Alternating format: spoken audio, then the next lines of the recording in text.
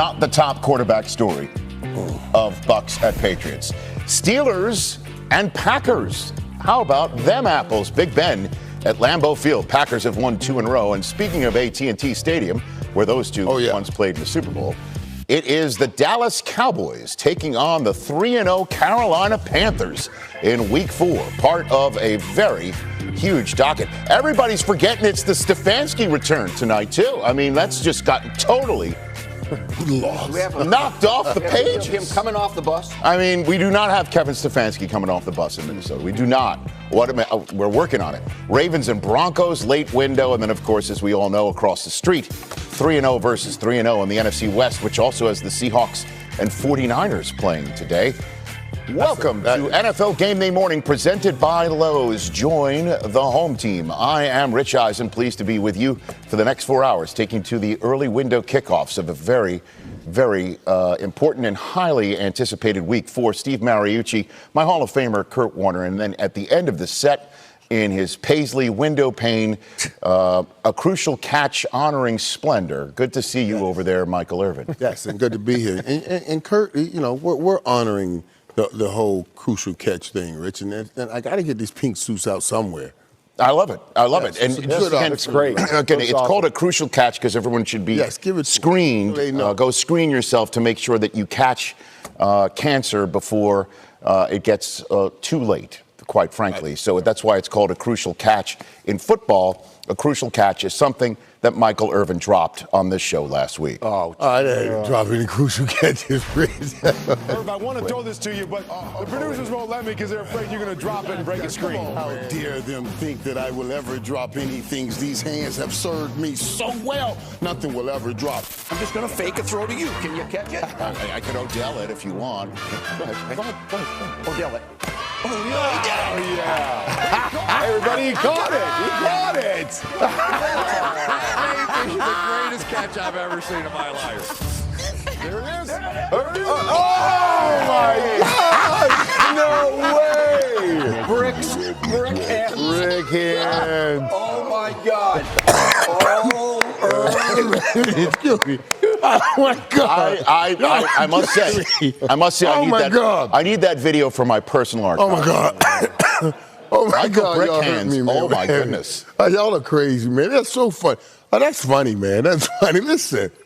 Yes, that Michael. wasn't true. That wasn't right. It was something like that. I can't tell you how many people have bothered me in the streets about, man, how'd you drop that perfect pass? I said, it wasn't a perfect pass anyway. That ball was doing all this funny stuff now in the I know air. how Aikman feels, like playing the quarterback. All those years. Exactly. That's how it works. By the way, that was funny, I love your response. You almost threw out your shoulder, giving me the incomplete sign. I love that. Incomplete. Sunday storyline. Steve, you're first up. Go for it. Yeah, well, I don't know if you guys heard, but we have a battle of the GOATs today, all right, Rich? And, you know, Tom Brady's going to come back to Foxborough and face his old mentor. Oh, we got goals now. Oh, my God. That is, you can't This is going to be the most hyped game, the most hyped regular season game ever, all right? And we're going to talk more about it all day today. But we've seen homecomings before where Hall of Fame quarterbacks come back and face their heir apparent with their old team, like Joe Montana with the Chiefs, faced Steve Young with the Niners. Remember that one? Brett Favre with the Vikings came back and faced Aaron Rodgers and the Packers. You got Peyton Manning from the Broncos facing Andrew Luck with the Colts. You got Kurt Warner over here facing those Rams in Bolger. Yeah, today, Tom Brady's going to face Mac Jones. Is he going to be the heir apparent? We shall see. But his mentor, the other GOAT, Bill Belichick, will be on that other sideline, Kurt. Yeah. We all know that there's really just one game today, and we like to affectionately call it around here the Warner Bowl. It's between the Rams and the Cardinals, the only two teams playing today that are undefeated, and both teams, to me, have something to prove. The Rams went out and beat the Bucks, the champs, last week, and now if you want to be in that conversation of being a championship team, you don't have letdowns, Coach, right? You got to come back and show that you belong. And then you've got the Cardinals, 3-0. But a lot of people are saying, I'm not really sure they're contenders. They got to show me something yet. Well, they're going to have an opportunity just right across the street here to show everybody something today if they can go into that place and get a win against a Rams team that's playing really, really good football right now. The Warner Bowl. Warner Bowl. Kurt took both teams to the Super Bowl. That's a bad man right there, buddy. That's a bad man to do that. But let me tell you something. There's a lot of talk and there's a little bit of an uprise. Oh, boy. On the Dallas Cowboys, and people are starting to say, oh, are they for real? Is this thing for real? I said last week that they were going to start commingling the offense, putting it together, the run game and the pass game, and they are starting to have it together. Of course, that leads the league at 77.5% completion percentage. That's number one in the league.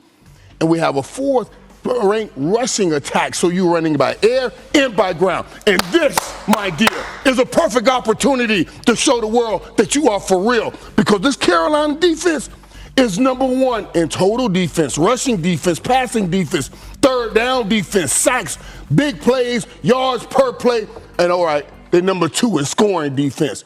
So the Cowboys can show everybody, like I told everybody, that they are devastatingly unstoppable if they go by this defense right here and on their way to the Super Bowl. Oh, you've been saying that for 10 years straight, but hey, maybe it don't work out for you this time. Hey, listen, I'm just telling you, for you this time. All you guys with all those stories would not rob me of my glory of what's happening with the Dallas Cowboys right now. I'm just letting y'all know that right now. Also, second career start for Justin Fields. He's going to get the start for the Chicago Bears. He doesn't want it. And also, the Saints go back home. The Saints are actually back in the Superdome for the first time today, so we'll check on all that. But, of course, it is all about the reunion between Tom Brady and Brian Hoyer later on tonight. Wait a minute, I'm being told that's not the reunion people are all talking about. That's why we're sending it out to Foxborough with Kay Adams and a man who also raised half the banners in the building behind him, Willie McGinnis. Kay, take it away. Thank you so much, Rich. It is fitting for Tom Brady, the GOAT's homecoming, that there is a cheer squad behind us. He released a video yesterday going through the motions of his career, and it is so exciting to be here in Foxborough alongside three-time Super Bowl champ Willie McGinnis, who I get to be reunited with. It is GOAT versus GOAT, as Rich and the guys said. Right. Talk to me about the extra motivation that Tom Brady has to come out on top in this one. Well, don't mean to step on Mike's, glory of robbing him of the Dallas Cowboys, but there is another big game where Tom Brady is coming back to Foxborough, okay? And I think for a player, when you come back to somewhere that you spent a lot of time with and things didn't work out, whether it had to do with the money or relationship-wise or whatever the case may be, you want to show this team and this organization that they made a mistake. I left here, a lot of other players left here, that they made a mistake and they should have never let you go, and you wanted to be here. And then it's a competitive thing, right? Okay. Everybody talks about, can Belichick win without Brady? Can Brady win without Belichick? Well, we saw that last year, so the motivation is still there. And there's still a lot of teammates that Brady battled with that's here that's going to want to come out and say, hey, we're still here. We play at a high level. We want to show Brady that he can't just come in here and walk all over us. And Brady wants to show the world that he can. So there's a lot of competitive things that's going on. As a player, you want to show up. You want to play your best football. You want to let people know that you can still play at a high level, especially the place that you're no longer at, that you felt you probably should have been at. Are we overlooking what the rest of the team, some of the Buccaneers are feeling too? I know Gronk isn't suiting up in this one, but there's that energy. Antonio Brown might play huge in this one without Scotty Miller there. But those are guys that used to play here as well. Absolutely, but Gronk is not here, as we mentioned. He's not here, but AB was. And guess what? AB didn't get to finish here. He wanted to be here. It didn't work out. He had a little bitter taste in his mouth when he left this place. So guess who's going to be suiting up today as well alongside Tom Brady? It's AB. So there's a lot of motivation going on coming back to this stadium. There's self-motivation, too, for his legacy. He's 68 yards short of passing the all-time passing record, which is, of course, held by Drew Brees, who will be in the house for NBC tonight. So if he gets that, he will be a triple crown quarterback. Quarterback wins, passing touchdowns, and passing yards. It will be an incredible feat. Yes. A magical night here in Foxborough. We are here. Scott Pioli stopping by. Lots of fun and energy as we head inside the stadium to Mike Giardi. Hey, Mike. Thank you, Kay. And if you were wondering what the response would be to Tom Brady, fans were staking out the hotel in Providence last night where the Buccaneers stayed, and there were chants of Brady, Brady, Brady when he came off the bus. And to the best of my knowledge, no fire alarm was pulled at that hotel. And I'm also told Rob Gronkowski, who's not playing, disappointed that he couldn't be here, but this is a long season. Now let's go to Green Bay and Stacey Dales. Hey, Mike, for the first time in just over a decade, two future first ballot Hall of Fame quarterbacks, Ben Roethlisberger, Aaron Rodgers, share the same stage. The last time, it's just a Super Bowl 45 in 2010. Rodgers got the best of that one. Now, one thing the Steelers didn't have then, of course, fifth-year man, pass rusher extraordinaire TJ Watt. He's back from the groin injury that sidelined him last week. He's also back in his home state of Wisconsin. Right now, we're going to go to Arlington to the fabulous Jane Slater. Jane? Morning, Stacey, and morning to those of you watching at home. Well, unstoppable force meets immovable object. The Cowboys' top 5 ranked offense meeting the Carolina Panthers' number 1 ranked defense. This is the first time that the Panthers have traveled here since going back to 2015. Incidentally, that was the last start for former Cowboys quarterback Tony Romo. Now to Mike Garafolo in Philadelphia. Jane, when Andy Reid returned to the Chiefs facility late on Monday after spending the previous night in the hospital due to dehydration, I'm told he acted as if nothing unusual had happened. No mention of it.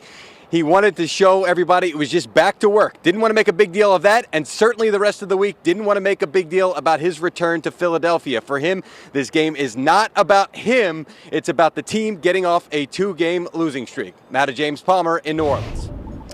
Well, thanks, Mike. It has been 637 days since we've last seen a sellout crowd here at the Superdome for the Saints. Almost 2 years. Add on the fact that the team's been away from the city for a month because of Hurricane Ida. Cornerback C.J. Gardner-Johnson said this week of the Giants' experience, I feel sorry for them boys. They are in for a rude awakening. Now let's go to Tom Pelissero in Minneapolis.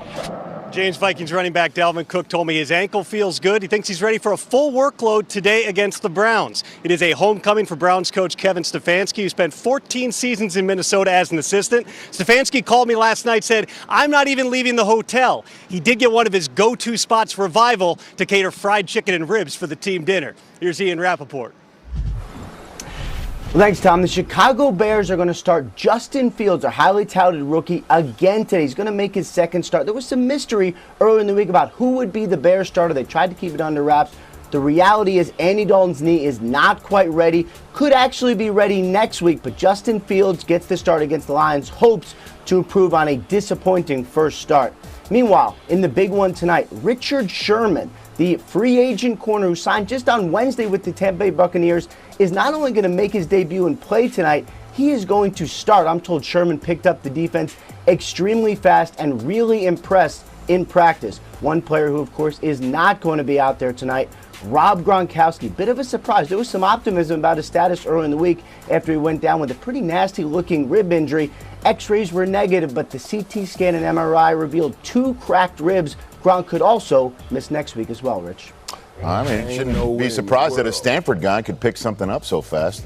Richard Sherman trying to continue the big weekend for Stanford, just like Brady for Michigan. Speaking of Wisconsin, Jonathan Taylor is questionable. I wish I did. Oh, I'm feeling good, Mooch.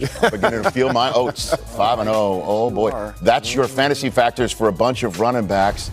Everybody loves Sir Michael Brickhands. Sir Michael Brickhands.